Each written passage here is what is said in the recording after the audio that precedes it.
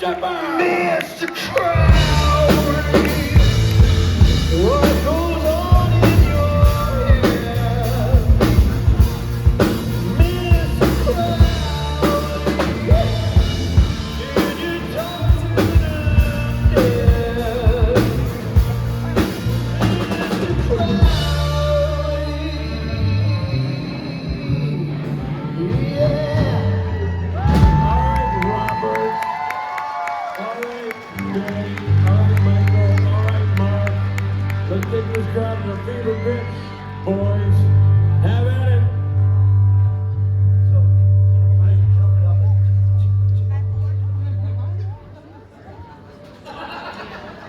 All right, guys, they're not going to come out until we get this room in just whipped up in a frenzy. So rock with me.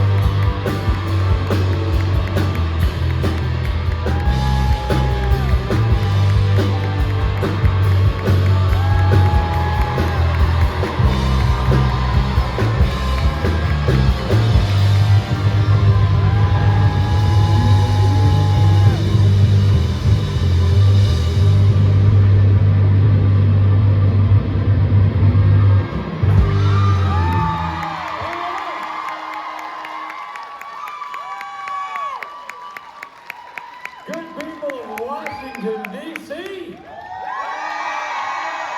A big hello to Jared Padalecki and Jensen Ackles.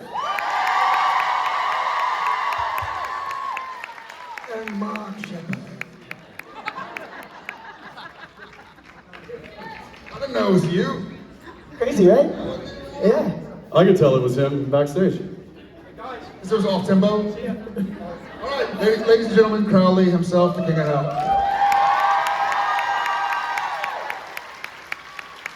Yeah, he was on a 1-3. It should have been a 2-4. It was. I don't even know what that means. What's up, guys? How we doing?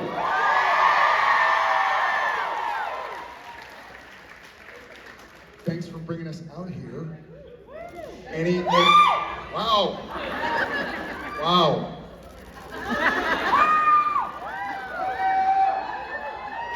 Thank you. Awesome. What happens if you say that to your mother? Then I say, wow, Mom.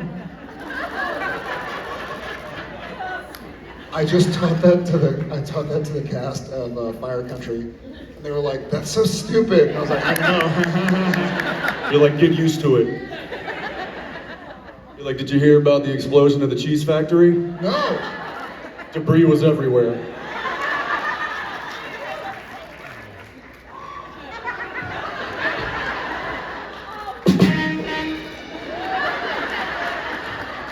you got an air horn too. Yes. Who's first time? Welcome. Welcome. What took you so long? I'm 13. I think I heard someone say. Thank y'all for bringing us out here. Sorry, we're all. Okay, thank you. Stoked to be out here. Stoked to see you guys. Stoked to see this family. Get reacquainted with some old friends and familiar faces, and meet some new friends. You know what the capital here is? Of course. Yeah. Old Hampshire.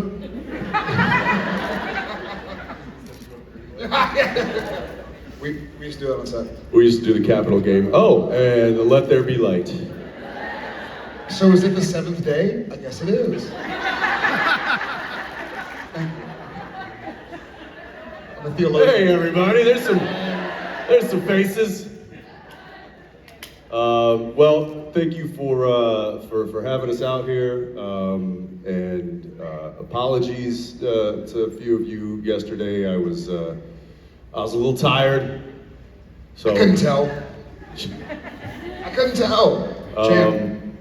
And not by design. I ended up filming all night in Los Angeles on Friday night, and came straight here after I wrapped. So it was very little sleep, and they helped me out with arranging the schedule to be a little nicer. But thanks for sticking around. Thanks for making it Sunday with us. We're happy to be here. Happy you're here.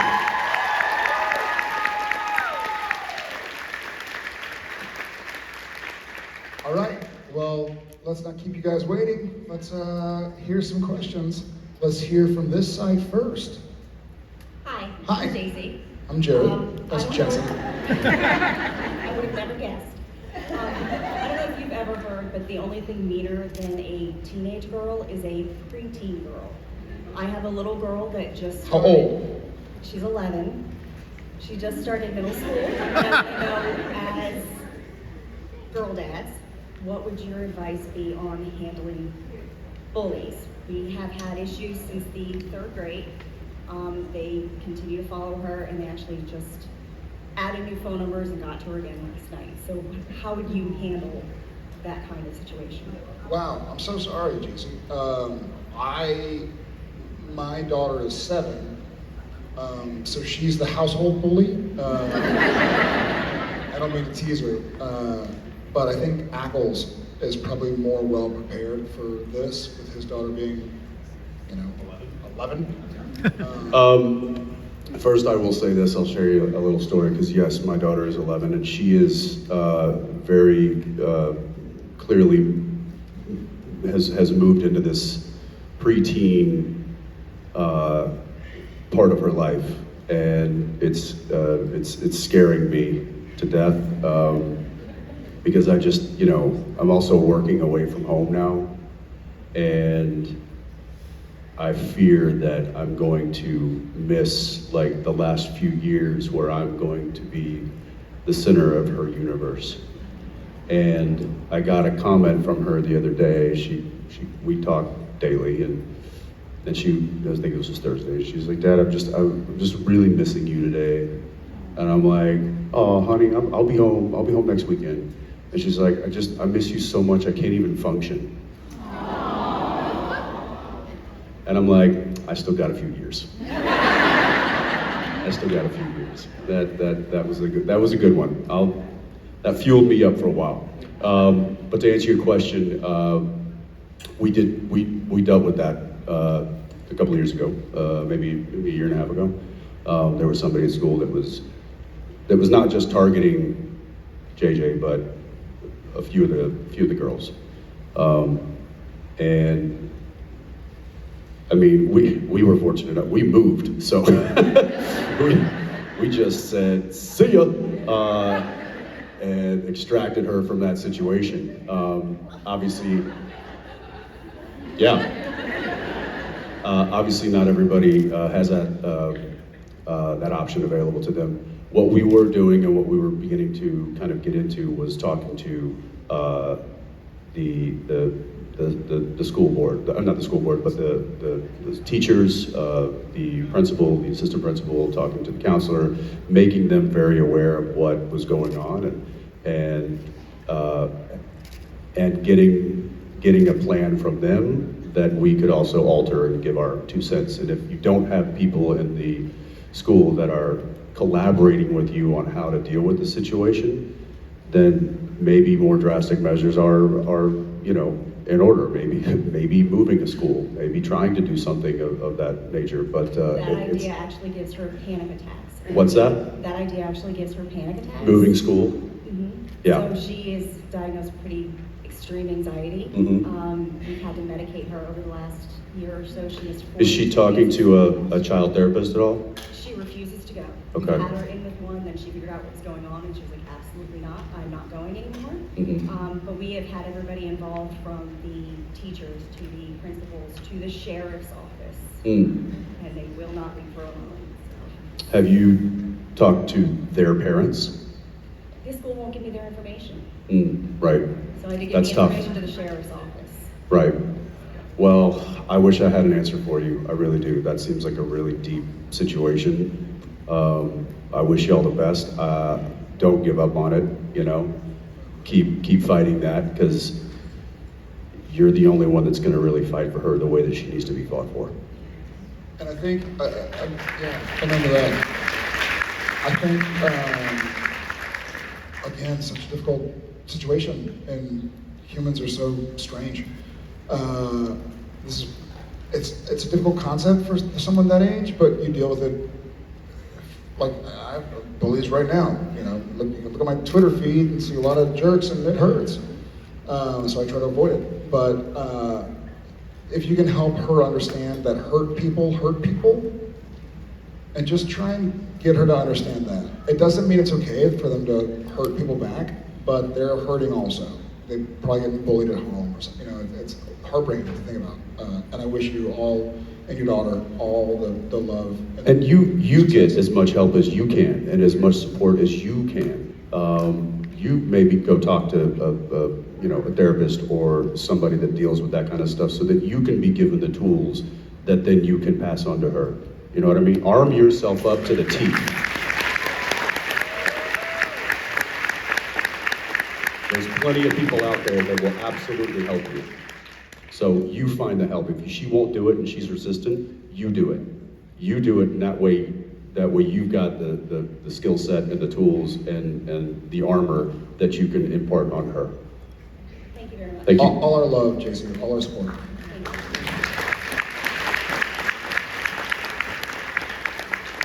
Hi there. Hi, I'm Jennifer, and we're going to continue the theme on advice. I'm asking this question on behalf of my granddaughter. She wants to get a tattoo, and I'd like to know, she'd like to know what you would do if your child, she'll be 16 in January, what would you say if your child and you and wanted a tattoo?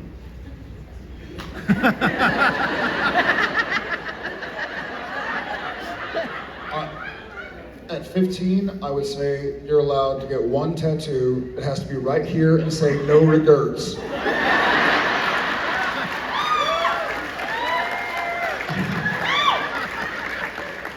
Otherwise, wait till you're 18. I waited till I was, 35 or something? I'm a fan of tattoos. I'm sorry if I'm giving the answer that you were hoping to not receive. But I think it's worth waiting. If it's something you really care about and it's something that's gonna last forever, then what's the rush? They should, for me, I think they represent a story. They represent the story of your life, right? They're little markers that, It's like a journal on that your should body. represent your life. I don't think at 16 you've got life figured out just yet. Now, that's not to say that I have it figured out, because I'm still learning daily. But I think you have to live a life to earn the right to start writing your story on yourself. Thank you, Jennifer. And if that doesn't work, no regrets. How are you? Hi, Hi. I'm Libby, and my question is not for advice or anything like that, but this morning I was watching The French Mistake while getting ready. As one does. Yeah, I mean, you don't do that every day? Yeah, I'm watching it right now. So my question is, what was the episode that was the most meta that you read and you were like, what is this? We can't get away with this.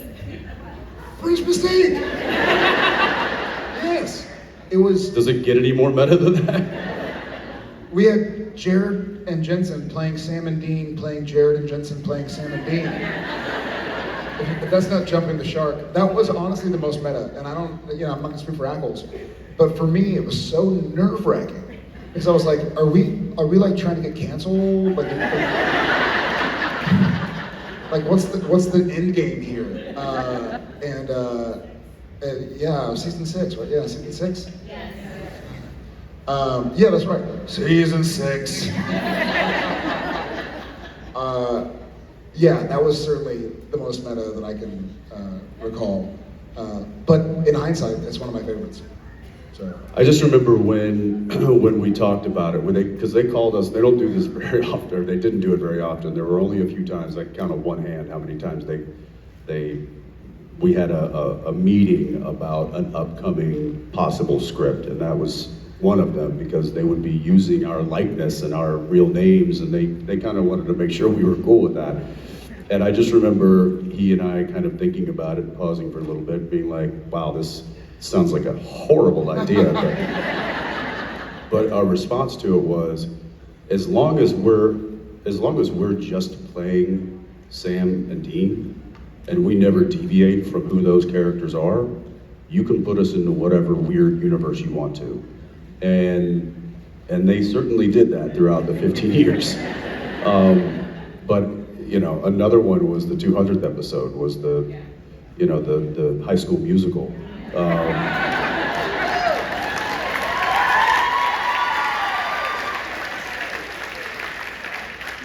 So they tried their best.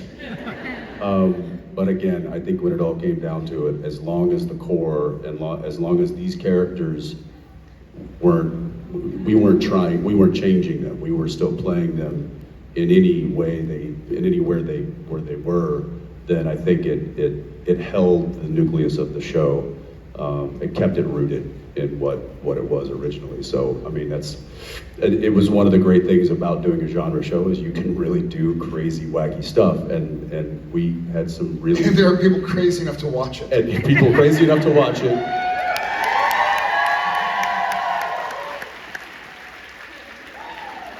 I guess we're skipping the low-hanging fruit here. Real Ghostbusters? Is that what it was called? When we go to a convention? Yeah. And fake Sam and Dean. The Cemetery. What was it called?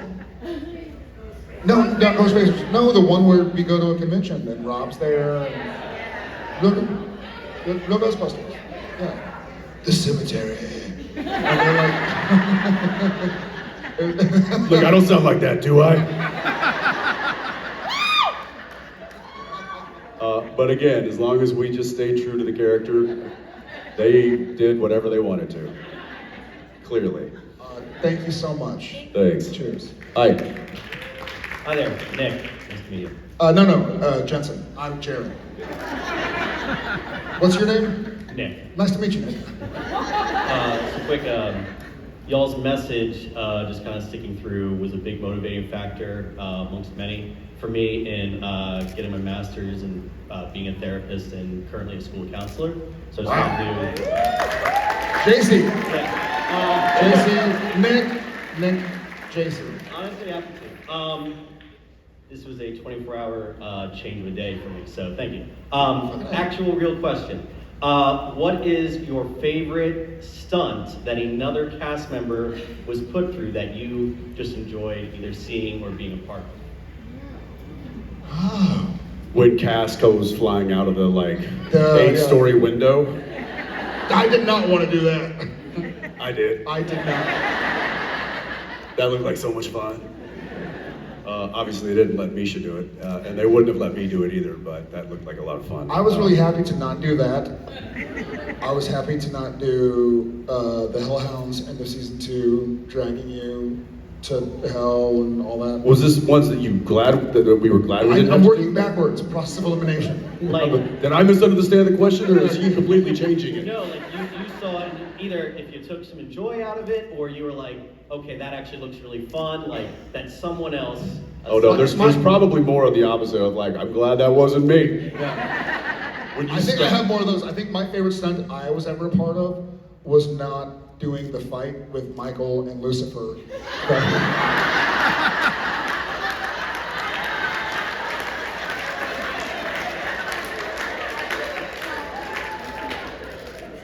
That's not one of the ones that If I could turn back time.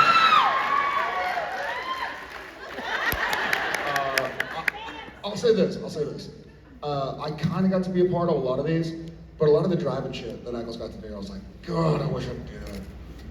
I wish I got to do that. So I'm gonna stick with that. A lot of the driving stuff. Since we're talking about the ones I was glad I wasn't a part of. There was one that I think about all the time, and it's probably because I know you so well, and that was where the hellhound was like on top, and you stabbed it, and all the like hellhound blood and guts like came crashing down. It was like 3 a.m. I'm like, and props and special effects came up with a pretty disgusting mix of things that just, I mean, I watched that and I was like, glad that's not me. But also knowing Jared, he doesn't like getting spit on, like you don't like liquid stuff, like it's I almost made a curse word. The siren when they had to spit. oh yes, like one like Blood and violence the or something? spit came out of this one guest star's mouth and just like landed, and his whole demeanor, he was like, oh, and then he goes.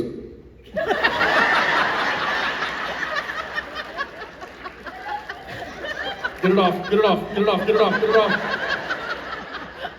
I have a really bad reaction to being spit on. Totally irrational. Maybe I should talk to a therapist. There was one where like a witch gets on top of my character, and we were shooting like an hour away, and it was not really a stunt. Like we fall to the ground, I can do it myself, but it's supposed to be, I think it was a witch like drooling on me, and I get sick from it, and I was like, Nope. I ain't fucking doing that. So they call my stuntman to drive an hour from downtown to put the wig on, to put my outfit on, and I was like, Carpy, his name is Mike Carpenter. And he's like, hey, you all right? I was like, yeah, I'm fine. He's like, you hurt? I was like, no, I just don't like getting drooled on. I was like, sorry they called you last, like, I'm sorry, dude. He goes, I'm getting paid. Because meanwhile, he had to do the like getting hit by a car and all this other stuff. So he's like, this is great. I'm gonna go and like get drooled on, sweet. That's an easy day for him. Dude.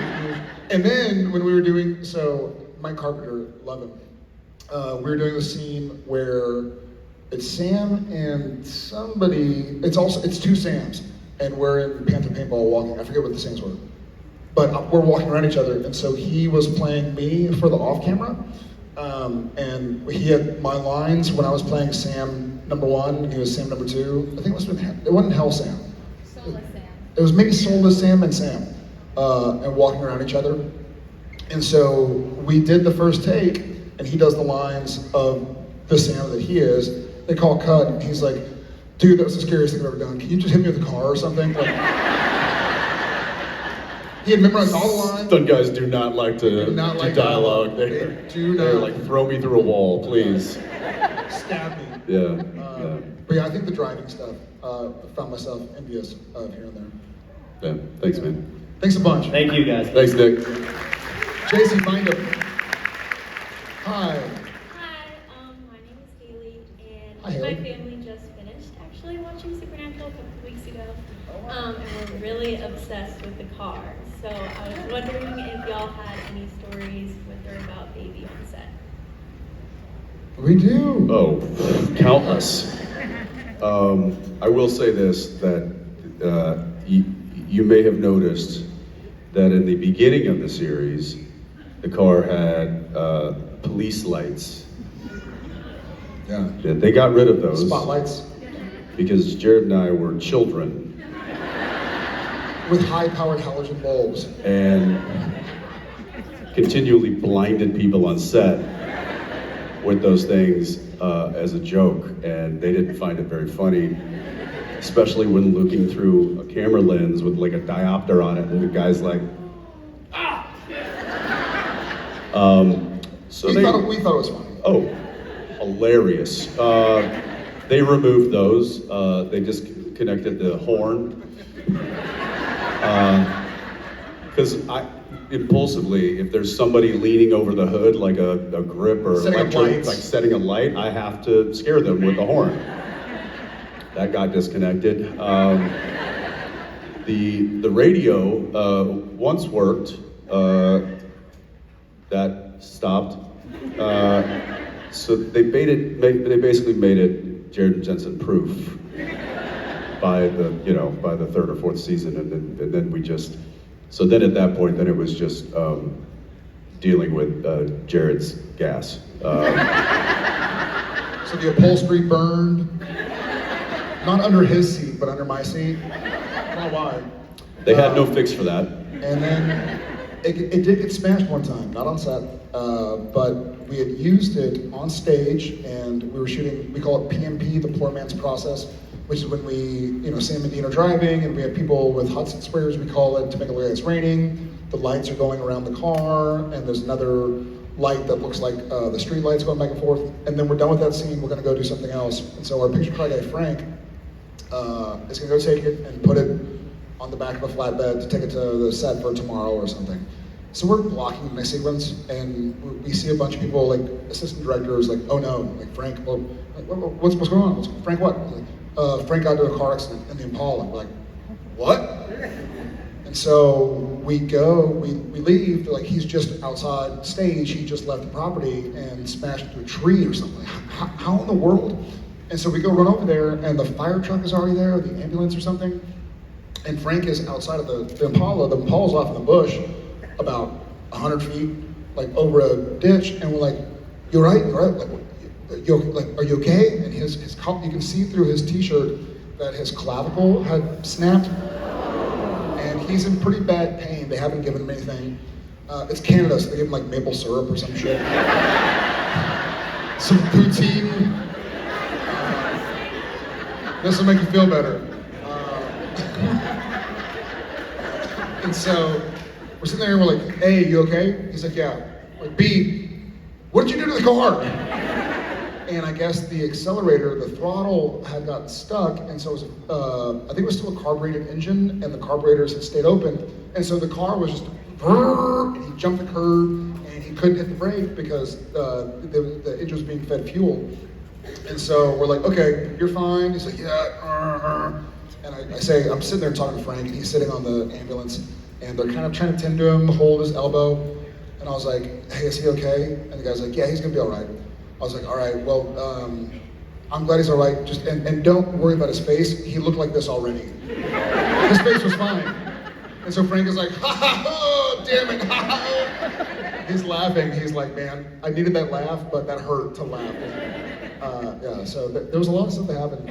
They obviously they put her back together and everything was fine. But I will say there was a scene where Dean gets upset and takes a crowbar to the car, and that hurt. That hurt Jensen. I did not like that scene. But I will say this: they had actually removed that panel and put like a different panel on. So I just so you know, I wasn't actually hitting her. I was hitting a stunt panel. Yes. And that made me feel better. But no, we spent a lot of time in that car, and it was she was very good to us. Thank you, Haley. Thank you. Thank you. Hi. Hi, my name's Julie. This is my first time ever being at a Supernatural convention. Welcome. So I was really shocked to even be picked to ask a question, so here's a stupid question. You've been at these conventions for so many times. Is there one question, I mean, as you sit up there, do you think to yourself like, oh God, I hope they don't ask this again? This question right now.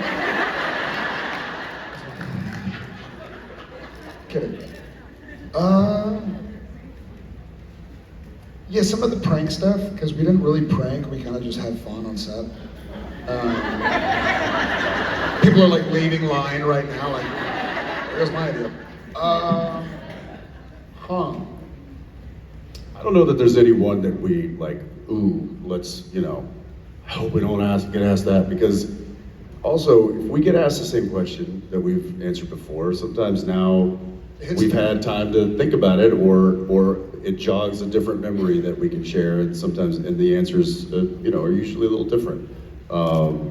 And the great thing about you guys is we have been coming to these things for quite some time, and you guys always have really great, interesting questions.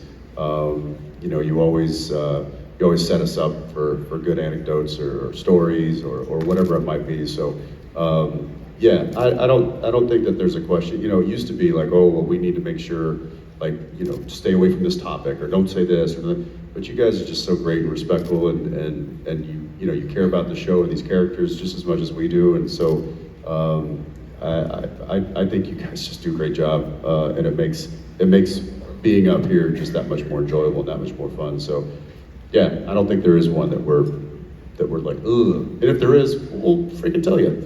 I'm not answering that one. Next. Julie, thank you so much. But haven't had to do that, so thank you so much. Welcome. Appreciate it. Hello, my name is Megan. Thank you for being here. Megan, you are a ray of shining light right into our faces. I'm so sorry. You don't see those giant ass lights? I'm so She had her iPhone flashlight on. I'm like, can you see us okay? We're over here. I just wanted to say hi. And I was Hi. But I do have a question. Okay. So, No, you're great. okay. I'm like, you have the complexion of an iPhone flashlight, right? Thank you. I take that as a compliment. But, so the first time I watched the show, I was mistaken and thought Jensen was really short. And Mistaken about what? I know, I'm sorry, Jensen, but finally, after a couple seasons, I was like, oh, how tall is he? And then I realized Jared's just really tall. Oddly tall. Yeah. Oddly tall, we like to go. Yeah, and then I go do another show where I play an older brother, and it's Justin Hartley, who's like 6'4", and I'm like, well, this is ridiculous. And now I'm on a new show, and one of the actors I'm working with, who's like kind of my partner, so to speak, is he's 6'6", like 265 rugby player, and I look tiny next to him. I look like a little baby boy, and I'm getting sick of it. To your point, funny enough, season 1 of Supernatural, when it started airing, my friend was coming up to visit, flying from LA to Vancouver, and sitting down, talking to who she's sitting next to. And I was like, what are you doing up in Vancouver? Oh, I'm visiting my boyfriend. He's like, oh, cool. Is he like a Canadian? She said, no, he's on a TV show. Oh, what TV show? It's called Supernatural. It just came out. I was like, oh, yeah, I've seen it. I like it. Is he the short one or the one from Seventh Heaven? And she goes, well, neither of them are short, but I guess the one from Seventh Heaven, but it was Gilmore Girls. He's like, cool. So, but yes, Jensen, not short. Anyways, carry on. Yes, so well, the point of the question was that is there something you often see about yourself online that's either like just not correct or something about you that you wish more people knew about?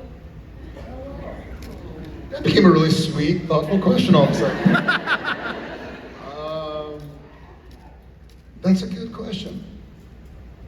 Nothing appearance-wise. I'm not that nice. Yeah, we're not that nice. I'm not that nice. Okay, all right, that's not true. Damn it!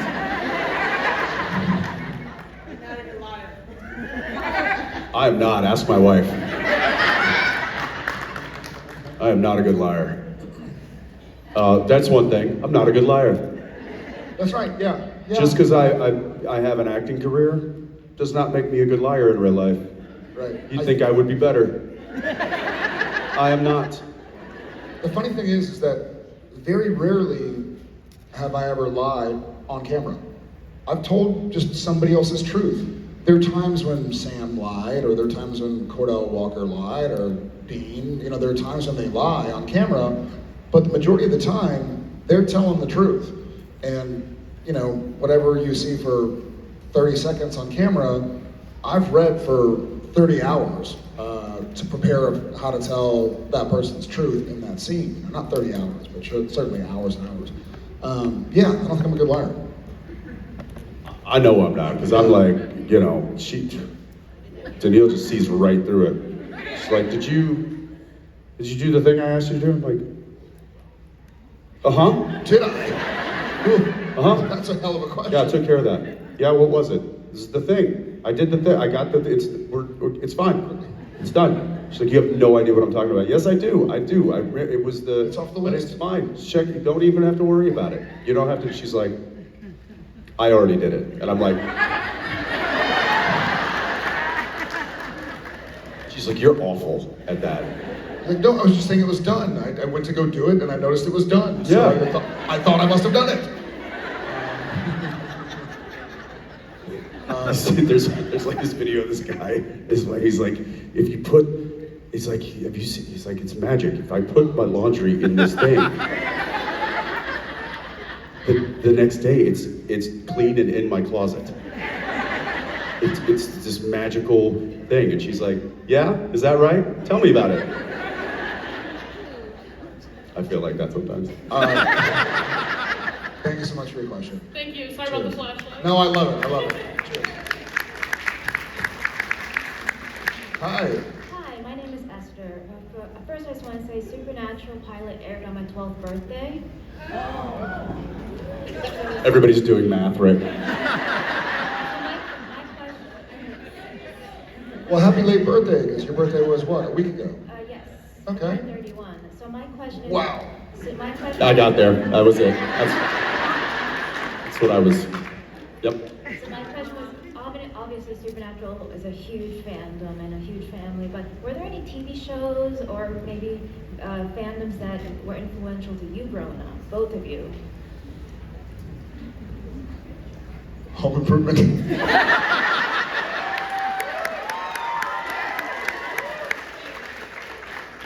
Darkwing Duck, Simpsons, Garfield, James Bond, Star Wars. What? No, nothing for me. You? No, apparently not. No, but were you? I mean, you never. And I don't feel like this was as. When we were growing up, these kinds of things didn't exist to the extent that they do today. No, there was no, you know, there was no internet. You know, we had to. There were wagons. It was a long time ago, and no, I don't feel like the communities like this just didn't exist when we grew up. I was certainly fans of shows, you know. I mean, Airwolf, come on. Yeah. Right? So good. But there wasn't this kind of a community that existed like they do today, and I don't know that if they did today, like what it would have been like back then. But I wish there were. I'm glad they exist now, because now we get to hang out and talk. Thank you, Esther. Hi, I'm Grace. Hi. I have awful anxiety and depression, and I just wanted to have help, like some advice. How do you guys get through it? Thank you for sharing. I seek professional help.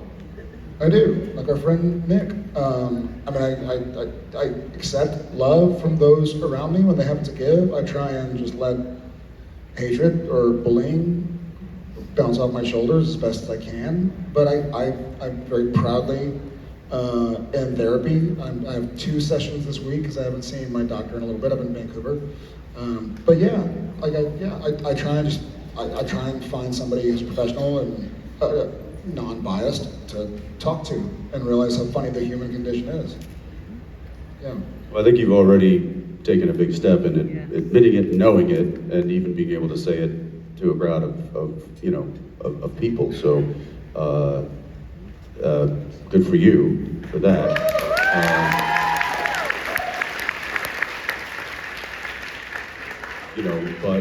But with anything that like that, if it's an injury, a sports injury, or whatever it is, you would do things to fix that, right? So do things. Like he said, that's acknowledging it is the first step. Coming up with a game plan to help you out is the second one. So Yeah, you're not alone. There are resources, and they have your back. We all love you, but you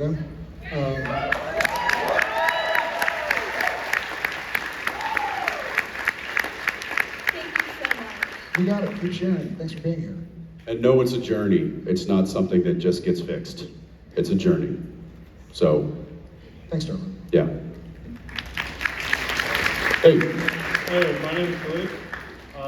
I told Jensen earlier that I wanted to see him as Batman. I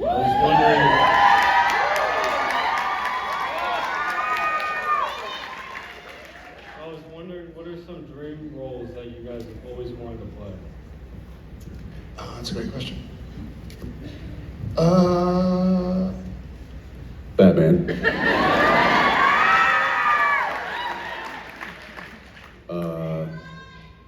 James Bond. Indiana Jones. And a Jedi. Yeah, I think I'd like something in Star Wars. I don't know what. An AT-AT. An AT-AT one.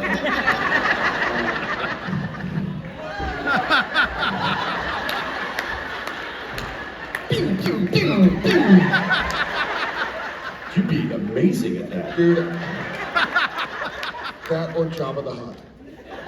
Chewbacca, Chewbacca, ha ha ha. Yeah, Salacious Crumb. Maybe, yeah, I think it'd be fun to Boba Fett. Yeah, something in Star Wars. I don't know what. Yeah. What about you? Do you act? What would you want to play? I don't act, but But if you did. if I could be anyone, I'd like to be a superhero. Yeah, which one? Probably the Flash. Oh, nice. Very cool. Just flash us then.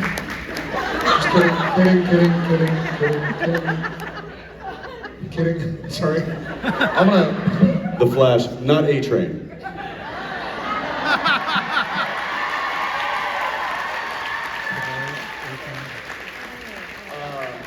Thanks, brother. Yo, keep an eye out. Cheers. Hi. Hi, I'm Carol, and this question I'm going to ask you is not really for me, so it's nothing to do with Supernatural, though I love you guys and watch you all the time.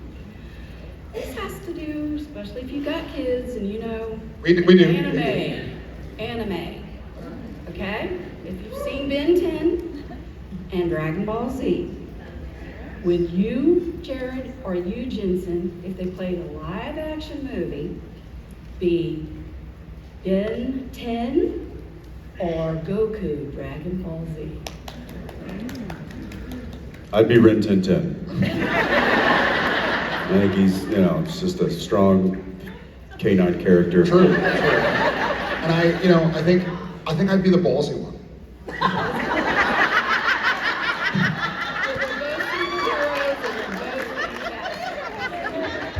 I got a couple.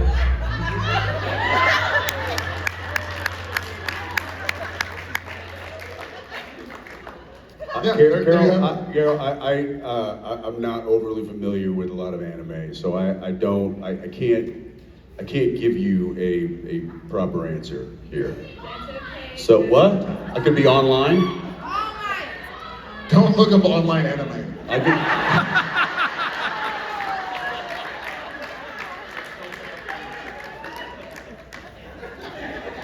You say I could be all night? I could be all night too. Okay.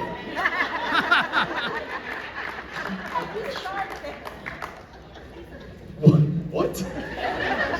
Carol, I'm so sorry. Thank This you. was, you stumped us. I'm ballsy, You stumped he's us. red 10. Remember that question we hoped nobody would ask us? Here for Carol. Anything related to anime?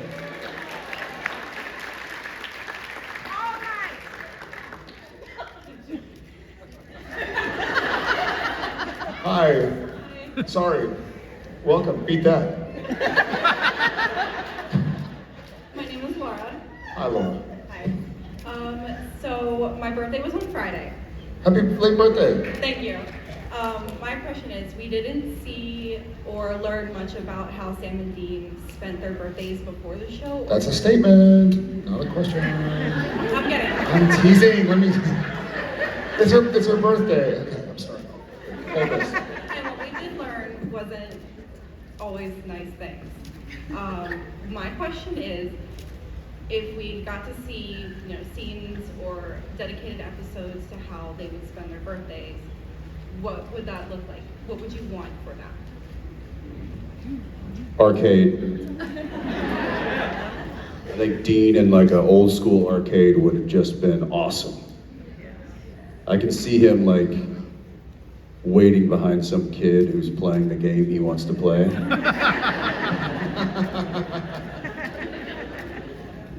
You can imagine. And also, I think Dean would just kill Dance Dance Revolution. I think that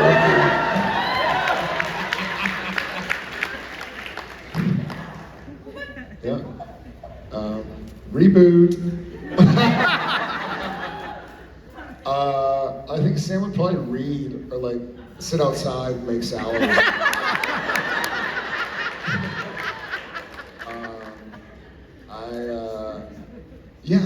I think it's funny. I think Sam and Dean had a relationship a lot like I have it with a lot of my buddies, where it's like, oh yeah, happy birthday. You're like, oh thanks, dude. And you carry on. I think Sam would research some old lore and translate. I know he's real lore, huh? Real party pooper. A PowerPoint party pooper.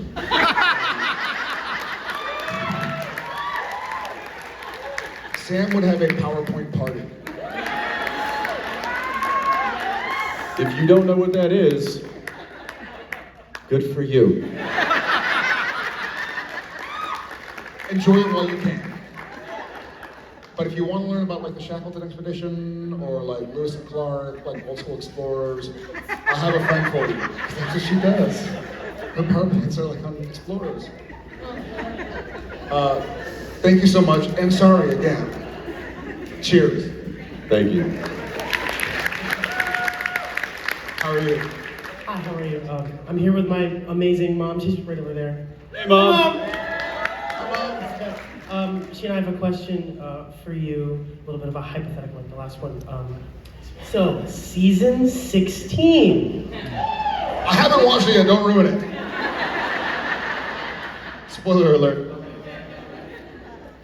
Jack notices that Sam and Dean are not entirely happy in heaven. And so he decides he's gonna send both of them down to earth as angels. What do you guys do? What does Sam and Dean do? Yes. He swims up the creek, tries to not get eaten by a bear. Sam and Dean, you know, the fish.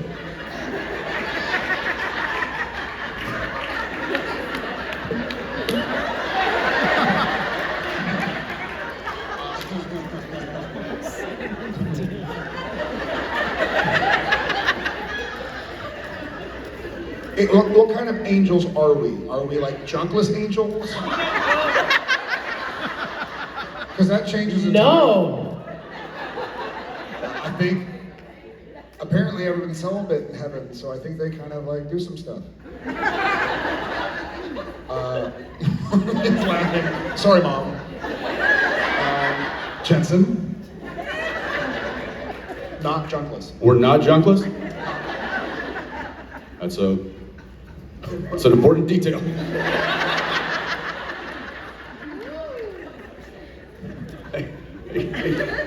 Dean would just go around just like touching people's foreheads. Be like, hey Sam, watch that. You're gone. You're gone. You're gone. Oh, it's so easy.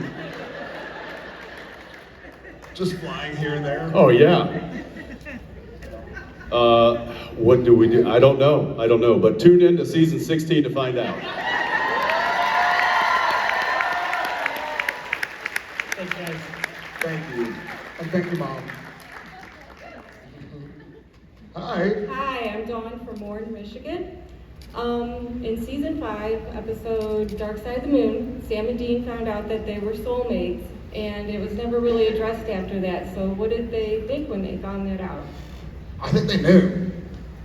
I think it's pretty obvious that Sam and Dean could do things together that they couldn't do without each other. You know what I mean? So everybody has their own definition of religion or God or soulmates or whatever. And I think it's pretty obvious that these Sam and Dean were meant to kind of work together, and the world was a better place with them working together. And so I think they were like, okay, we found out weirder shit. Let's keep on going. That's what I think. For 10 more seasons.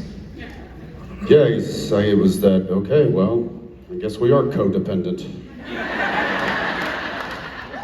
No, I think Jared hit it on the head. I think that's exactly right. I think it was they knew it, and now it being presented to them as actual truth, I think it just made sense. They're like, okay, well, then we're doing what we should be doing, and we're doing it the way we should be doing it, which is together. Yeah, you know what's really funny, to your question? My wife, she sent me a screen capture, like 2 days ago. Or maybe I was in Vancouver, so a couple days ago. And she was on like an astrology app or something where you input a name, their birthday, where they were born, what time they were born, et cetera, et cetera. And she put in, sorry, I lost my voice. And she put in our 2 sons, Tom and Shep. And they have, like, they're essentially soulmates. Like, it's like they have a deeper connection as if they've known each other for many lifetimes. And so I was like, how cool. Like, I like it. And you see, like, they always want to sleep in the same room, and they always want to, like, they have a secret language with each other where they laugh at mom and dad, and they always want to go play. And so I think they're soulmates. But that's awesome. I love it. Yeah. Thank you, Dawn. Cheers.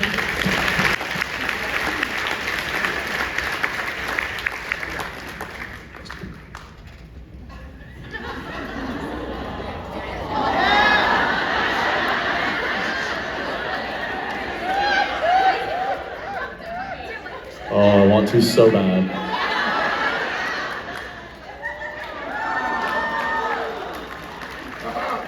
Better. Look at that. Thank you, Jensen Ackles. Hi. How are y'all? Good. How are you? My name is Laura. I'm from Tennessee. I'm here celebrating my daughter's birthday, and I was just going to see what your usual birthday plans are, like you celebrate, like with your family. For us or for our kids? Oh, I mean. Can I do something real fast? Oh, please. I'm sorry. I'm not allowed to do this in real life, so I'm gonna try it out. Wait. You must be from Nashville, because you're the only 10 I see.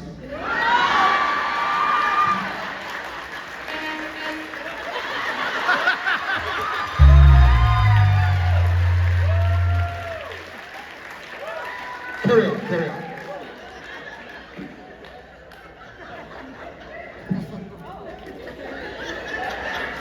Oh my gosh. I still got it, don't I?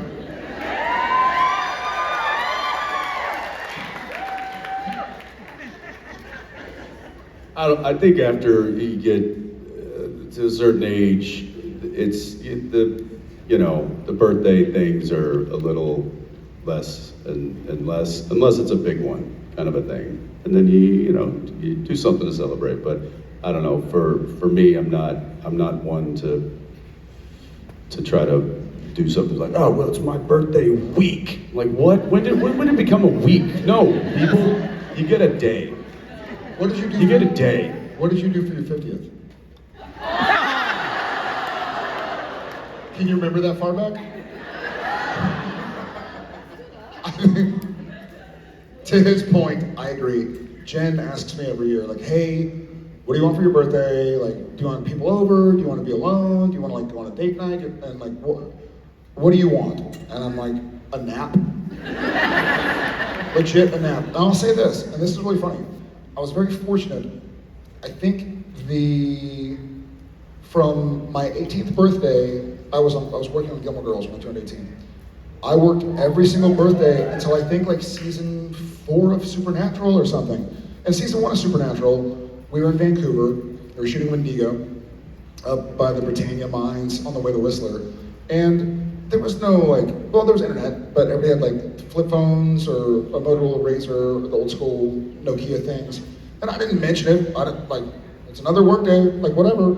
And some dude who I had shot the pilot with knew it was my birthday and didn't tell me that he told a bunch of people, but had them build me a cake. And so during lunch, they're like saying me happy birthday on set. And it was like, you know, it was cool. But beyond that, I'm sort of like, I'm used to working, you know, or like it's been Comic-Con a bunch of times in the past.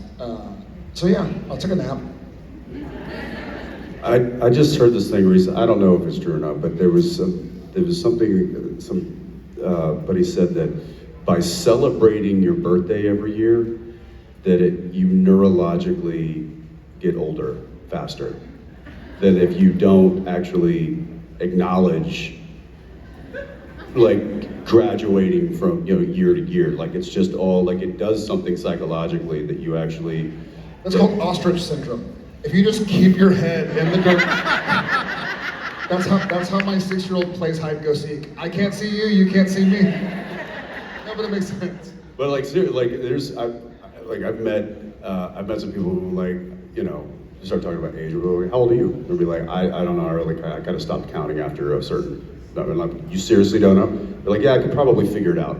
But there's something to that apparently, that by celebrating it and by marking it, that it does increase kind of your aging process. I don't know. Again, I don't know if that's true or not. I just heard it. So yeah, I haven't celebrated a birthday since last year. Have a good one. Thank you. Thank you. Happy birthday. I also was thinking about something else. I feel like it's not fair to be like, somebody asks how old you are, and you say, you always tell them the last birthday you had, right? You're actually in your next year. But you're in your next year. So it's like, like my daughter's in 6th grade right now. If I ask her, you know, what grade are you? She doesn't say 5th. She says 6th, because that's what grade she's in. I feel like we're lying to ourselves. That we're not that old. We're older than that. That's just as many years that we've completed. We are now in the next year of our life. Yeah. Well, you know what's funny? I'm sorry. I've had time to sit and think by myself recently, which is clearly not a good thing. He's been flying a lot. I'll shut up. But you know what? To your point, thinking about the way we did Supernatural, it wasn't like we went out and celebrated every episode. Like there would be times where it'd be like, we'd be episode 7 of the season, like, oh yeah, dude, we're on episode 8. Like not even, like we're just, see you tomorrow, you know? Okay, see you Monday.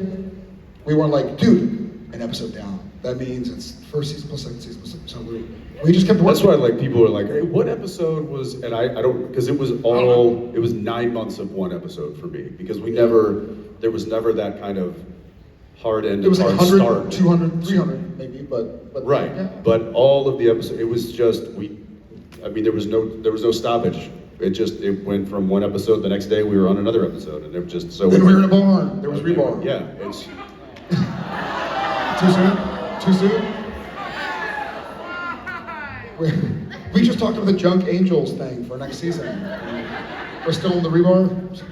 Oh, good point. Anyway, we're this way, right? Yeah. Hi. Sorry.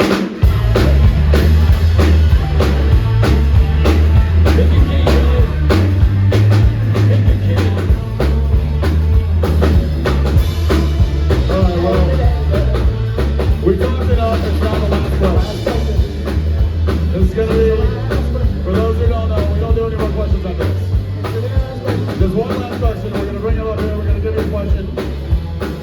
And Robbie and I are going to tell you exactly what it is right now. Here we go.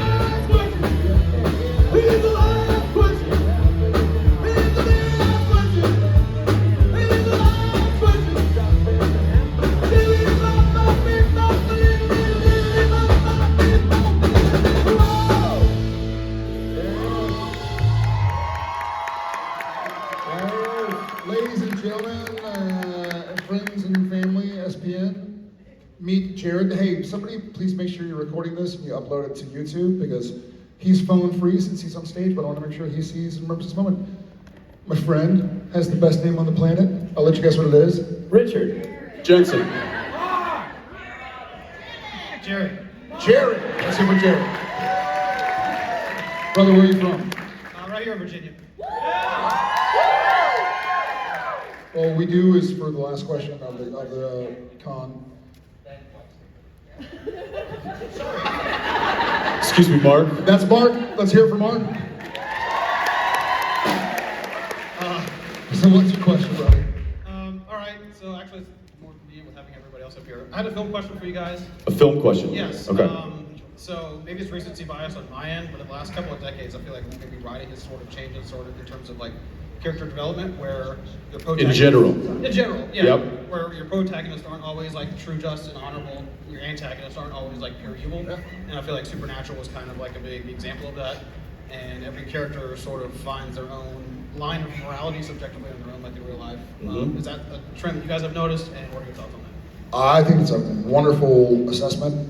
Yeah, it's a great observation. Yeah. I don't think you're wrong. I think that there's, I do think that storytelling in modern time has gotten much more complex, and with that comes much more complex characters. So you don't just have the good guy and the bad guy. The bad guy might try to be good, but is always bad. And your good guys might have some bad tendencies, some evil, but I think with that,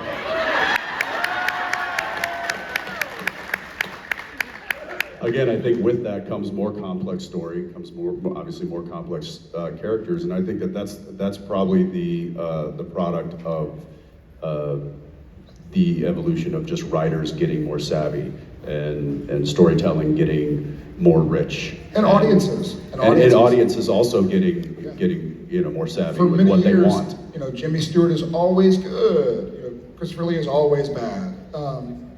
Exactly. The classical Penguin is bad, but everybody's the hero of their own story. And I think one of the byproducts.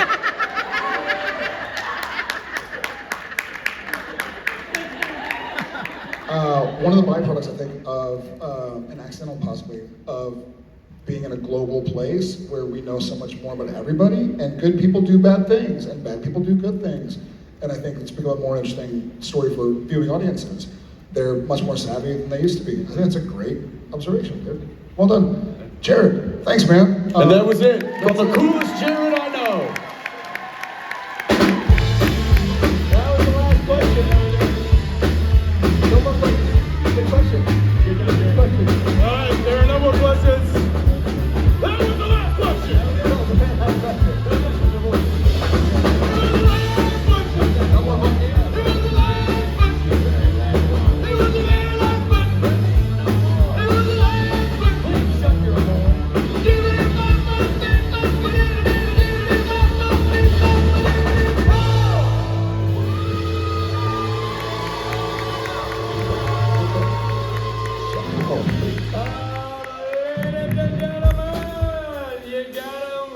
You had them, you experienced them.